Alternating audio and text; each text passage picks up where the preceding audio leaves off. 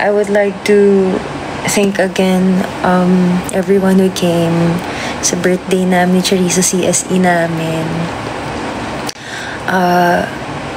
Up until now, parang hindi ko ma-process yung mga nangyari. Like, parang nagsiselebrate na kami ng birthday namin since before November pa.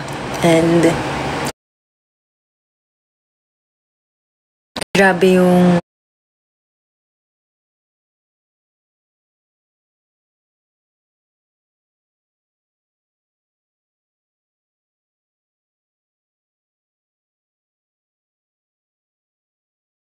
excited akong i-open lahat, and rest assured na I'll take good care of it, lahat ng mga binigay nyo, and aalagaan, nantok na talaga,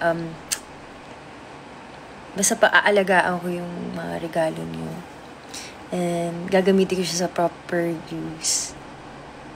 Tama. Ayun, sobrang antok na ako, wala pa akong tulog guys, kaya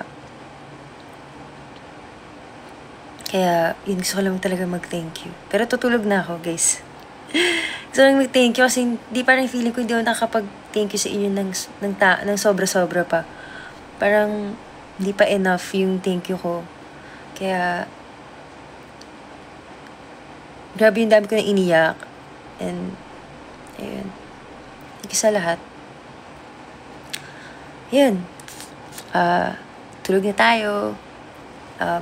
Sa lahat ng, sa kaya Angela PH, kaya Charisse PH, and sa Zaya. Thank you so much.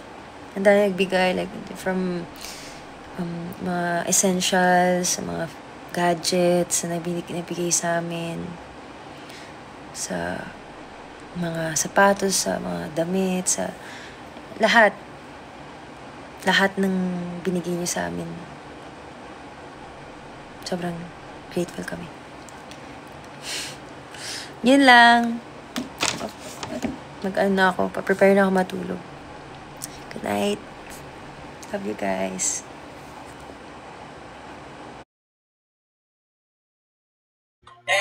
Yung problema